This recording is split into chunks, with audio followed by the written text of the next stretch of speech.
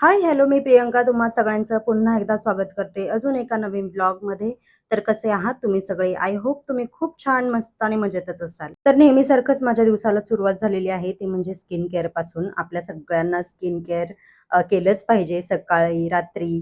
तर तसंच माझ्या आजच्या दिवसाची सुरुवात म्हणजे सकाळच्या स्किन केअरपासून चालू झालेली आहे. माझ्या बर्थडेचा जो मी व्लॉग तुमच्यासोबत शेअर केला होता, म्हणजे शॉर्ट तुमच्यासोबत शेअर केला होता, त्यामध्ये मी माझ्या हेअर ट्रीटमेंटबद्दल सांगितलं होतं की मी माझ्या केसांवरती एक ट्रीटमेंट घेतलेली आहे. त्यावरती तुमच्या सगळ्यांच्या कमेंट्स आल्या होत्या किंवा मला काहींनी पर्सनल डीएम सुद्धा केलेले आहेत, की ताई तू नेमकी कोणती हेअर ट्रीटमेंट घेतलेली आहे वगैरे, वगैरे.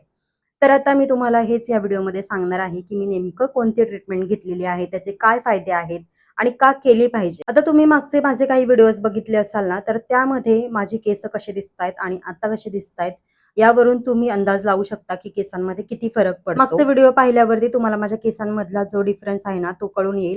कारण ना गेल्या काही दिवसांमध्ये माझे केस इतके म्हणजे इतके फ्रीझी झाले होते आणि खूप डॅमेज सुद्धा झाले होते. हेअर ब्रेकेजेस सुद्धा होते माझ्या केसांमध्ये आणि म्हणूनच मी डिसिजन घेतला होता की एक छान अशी ट्रीटमेंट घेईल आणि अहोंकडून मला ते असं बर्थडे गिफ्ट आहे ह्या सगळ्या गोष्टी. तर म्हटलं चला छान अशी ट्रीटमेंट घेऊया आणि स्वतःला काहीतरी अपग्रेड करूया म्हणून मी ही ट्रीटमेंट घेतली होती. आणि त्याचसोबत एक छान असा सॉफ्ट यू कट सुद्धा करून घेतला होता. कारण मला माझे केस जास्त कट करायचे नव्हते. कारण माझ्या केसांना जास्त वाढ नाहीये. तुम्ही बघत असाल की माझे केस जास्त वाढत नाहीत. मला मुश्किलीने ती वाढवावी लागतात आणि अहोंना सुद्धा आवडत नाहीत मी केस कट वगैरे केलेली. त्याच्यामुळे ना मी असा स्पेसिफिक असं खूप लेयर वगैरे असं काही दिलेलं नाहीये. एकदम सॉफ्ट यू कट केलेला आहे आणि फक्त फ्रंट साइडला मी थोडेफार लेयर ठेवलेत. बाकी बॅक साइडला मी जास्त काही माझे हेअर कट केलेले नाही. तर आता तुम्ही पाहिलंच असेल की माझ्या केसांमध्ये किती डिफरन्स आहे ते मी तुम्हाला आता जस्ट दाखवलं आणि यासाठी मी कोणती ट्रीटमेंट घेतलेली आहे हे तुम्हाला सांगते. तर मी बोटॉक्स हेअर ट्रीटमेंट करून घेतलेली आहे. फेससाठी सुद्धा बोटॉक्स ही ट्रीटमेंट असते आणि आपल्या हेअरसाठी सुद्धा बोटॉक्स ट्रीटमेंट असते. तर त्यातली ही ट्रीटमेंट आहे आणि ही एक ना स्मूथनिंग आणि डीप कंडिशनिंग ट्रीटमेंट आहे. जी केसांचा फ्रीज कमी करून त्यांना जास्त सॉफ्ट, शायनी आणि मॅनेजेबल बनवायला मदत करते. माझे केस ना आधी भरपूर म्हणजे भरपूर ड्राय होते, फ्रीझी होते. त्यामुळे ना केस सेट करायला मला भरपूर अशी मेहनत घ्यावी लागत होती. इकडून-तिकडून असे माझे बेबी हेअर जे होते ते पण वरती यायचे. त्याच्यामुळे ना मला खूप कंटाळा आला होता आणि ह्या ट्रीटमेंट नंतर ना आपले केस भरपूर स्मूथ दिसतात, शायनिंग येते आणि रोज केस सेट करण्यासाठी जास्त मेहनत सुद्धा घ्यावी लागत नाही.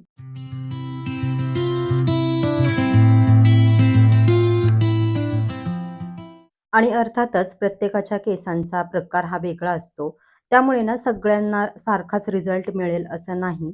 पण माझा आत्तापर्यंतचा जो अनुभव आहे ना, तो खरंच खूप छान आहे. माझी ही सेकंड टाईम आहे बोटॉक्स करायची. मी आधी भरपूर अशा काही ट्रीटमेंट घेतलेल्या आहेत. सगळ्यात पहिलं मी माझ्या केसांवरती स्मूथनिंग ही ट्रीटमेंट करून घेतली होती. त्यानंतर केराटिन केलं होतं. त्यानंतर बोटॉक्स केलं आणि पुन्हा एकदा बोटॉक्सच केलंय मी.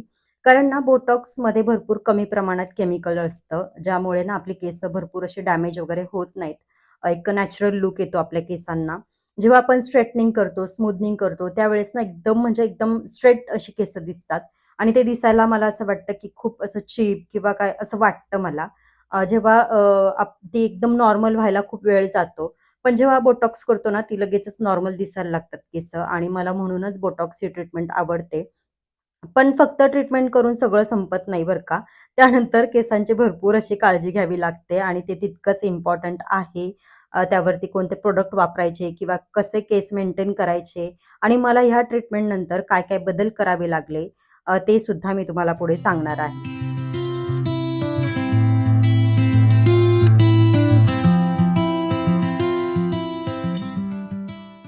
बोटॉक्स ही ट्रीटमेंट घेतल्याच्या नंतर मला त्यांनी काही सल्फेट फ्री शॅम्पू आणि हेअर केअर प्रॉडक्ट सुचवलेले आहेत आणि दिलेले सुद्धा आहेत. त्यामुळे ना आता शक्यतो मला तेच प्रॉडक्ट वापरायचे आहेत इथून पुढे. जेणेकरून ट्रीटमेंटचा इफेक्ट जो आहे तो जास्त दिवस टिकून राहील. त्याचसोबत शक्य तितकं जेवढं हीट स्टायलिंग कमी करता येईल तेवढं कमी करायचंय. म्हणजे स्ट्रेटनर असेल, आपण कर्लर करतो ते किंवा सारखं-सारखं ब्लो ड्रायर वापरणं, ते सुद्धा टाळायचंय. कारण जास्त हीटमुळे ना केस भरपूर डॅमेज वगैरे होऊ शकतात आणि ट्रीटमेंटचा तेवढा इफेक्ट लवकर कमी होऊ शकतो यासाठी. त्याचसोबत केसांची जास्त काळजी घेणं, केस खूप असं रफली न हाताळणं किंवा जे योग्य प्रॉडक्ट्स आहेत ते वापरणं ह्या गोष्टी महत्त्वाच्या आहेत.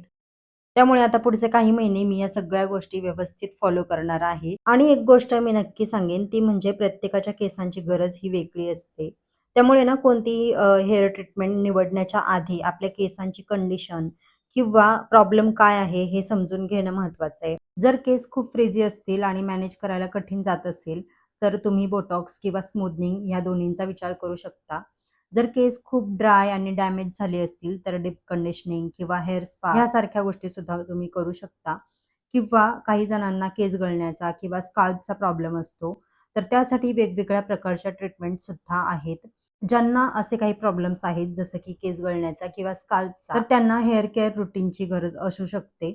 म्हणून ना कोणतीही ट्रीटमेंट फक्त ट्रेंडमध्ये आहे म्हणून न करता किंवा कोणी केली आहे म्हणून न करता, आपल्या केसांना नेमकी कशाची गरज आहे, हे समजून घेऊनच आपण ही ट्रीटमेंट केली पाहिजे. आता जसं मी म्हणाले, की माझे खूप फ्रिझी होते केस, ड्राय सुद्धा झाले होते. त्याच्यामुळे मी ही बोटॉक्सची ट्रीटमेंट घेतलेली किंवा घेतली आहे. ह्या आधी सुद्धा मी ती केली आहे. त्याचा मला एक्सपिरियन्स छान आलेला आहे.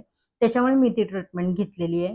जर तुम्ही कोणती ट्रीटमेंट घेण्याचा विचार करत असाल, तर आधी तुमच्या जवळच्या प्रोफेशनल सॅलॉनमध्ये किंवा हेअर कन्सल्टेशन देणाऱ्या डॉक्टरांकडे जाऊन तुमच्या केसांची कंडिशन तपासून घ्या आधी. कारण प्रत्येकाच्या केसांचा प्रकार, समस्या आणि गरजा वेगवेगळ्या असतात. त्यामुळे ना दुसऱ्या कोणाला जर एखादी ट्रीटमेंट सूट झाली, म्हणून ती आपल्यालाही तितकीच चांगली ठरेल असं नाहीये. तुमचे केस पाहून त्यांची कंडिशन समजून घेऊन आणि नेमके कोणते प्रॉब्लेम्स आहेत हे तुम्हाला प्रोफेशनलच सांगू शकतात. त्यानंतर त्यांच्या सल्ल्यानुसार तुमच्यासाठी योग्य असलेली ट्रीटमेंट तुम्ही निवडू शकता.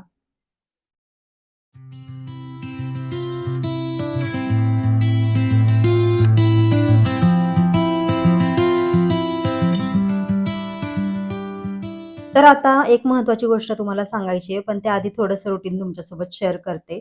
आता दुपारी मी काय जेवण बनवायचा हा विचार करत होते, पण स्मितला अंडा भात खूप आवडतो. आता मी याला बिर्याणी नाही म्हणू शकत, कारण मी ह्याच्यासाठी काही बिर्याणीचे तांदूळ वगैरे यूज नाही करणार आहे. म्हणून मी याला अंडा भातच म्हणते, कारण त्याला ना ते भरपूर आवडतो तो अंडा भात आणि म्हणून म्हटलं चला आज तो बनवूया. कारण अहोंना सकाळी टिफिन मी दिला होता, तर त्यातल्या काही गोष्टी आमच्यासाठी उरल्या नव्हत्या म्हणून म्हटलं चला आता काहीतरी बनवूया आणि तो स्कूलमधून आला होता तर त्याच्याशीच गप्पा मारत-मारत मी माझी ही सगळी कामं उरकून घेत होते.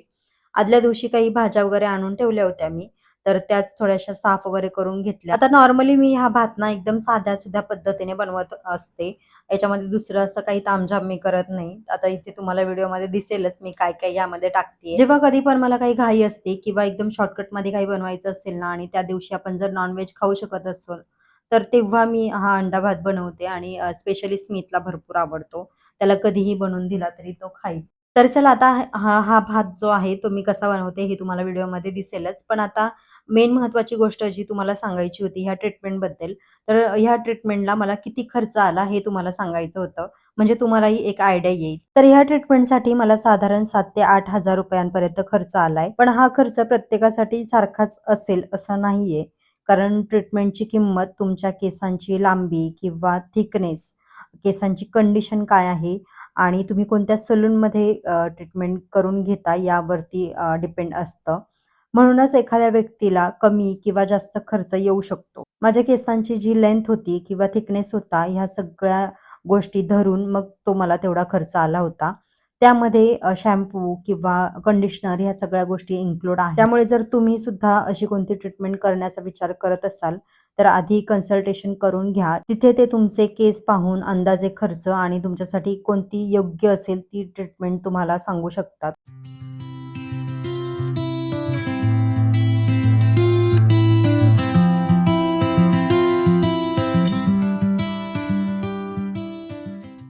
जर तुम्हाला तुमचे केस खूप फ्रिझी वाटत असेल, ड्राय वाटत असतील आणि जरी तुम्हाला ही ट्रीटमेंट घ्यायची नसेल, तरी तुम्ही तुमची केसं खूप छान प्रकारे ठेवू शकता, म्हणजे छान कंडिशनमध्ये ठेवू शकता. जसं की जो योग्य असेल तो शॅम्पू वापरायचा. जसं की सल्फेट फ्री असतील शॅम्पू असतात सल्फेट फ्रीचे, तर ते तुम्ही यूज करू शकता. कंडिशनर असेल, हेअर मास्क वापरणं किंवा केसांना जास्त हीट न देणं, नियमितपणे काळजी घेणं यामुळे सुद्धा बराच फरक पडतो. आणखी एक गोष्ट म्हणजे की ही ट्रीटमेंट किती दिवस टिकते.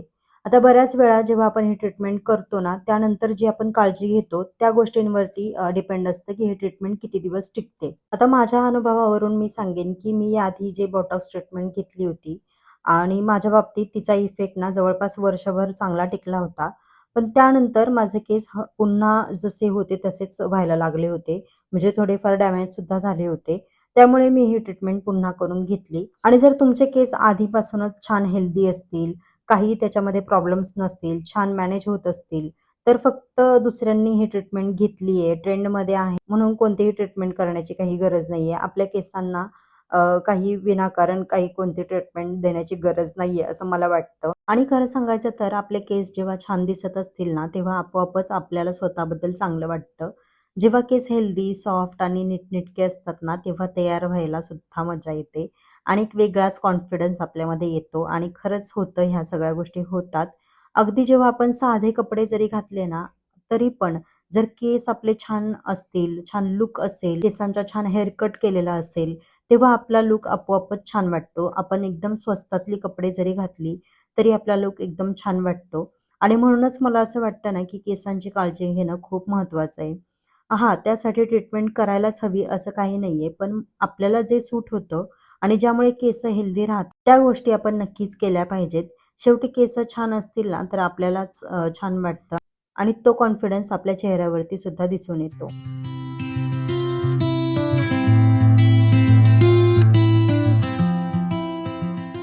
तर चला आता बऱ्याच गोष्टी मी तुमच्यासोबत शेअर केलेल्या आहेत माझ्या केसांबद्दल किंवा ट्रीटमेंटबद्दल.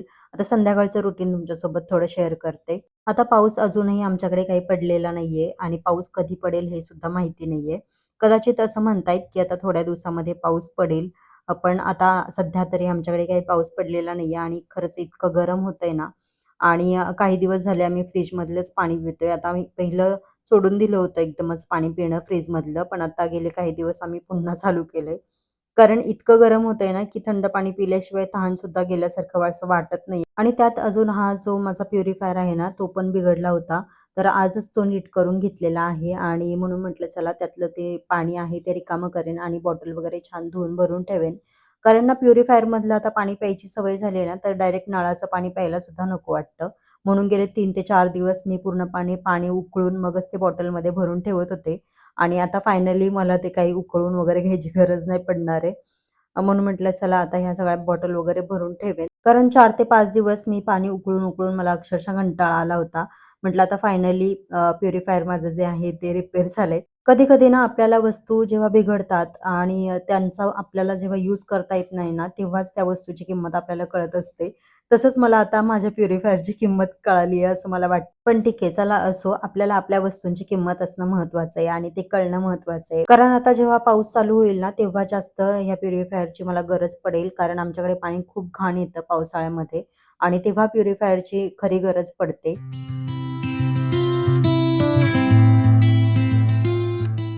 तर आता संध्याकाळी मी घरामध्ये एकटीच असते या टायमिंगला कारण स्मित ट्युशनला गेलेला असतो आणि हा सगळ्यात जास्त माझा जो आहे ना मी टाईम मला मिळतो ह्या टायमिंगमध्ये. पण आपण कितीही मी टाईम म्हटलो तरी आपलं काम काय आपल्या हातातून सुटत नाही, ते चालूच असतं.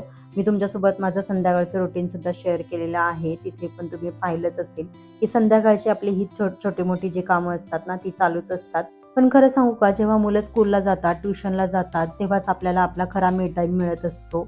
कारण मुलं छोटी असली किंवा मोठी असली तरीही त्यांची मस्ती तेवढीच असते. आता स्मित बऱ्यापैकी मोठा आहे, पण तरीही घरामध्ये असलं तरी त्याची थोडीफार काही ना काही मस्ती चालूच असते.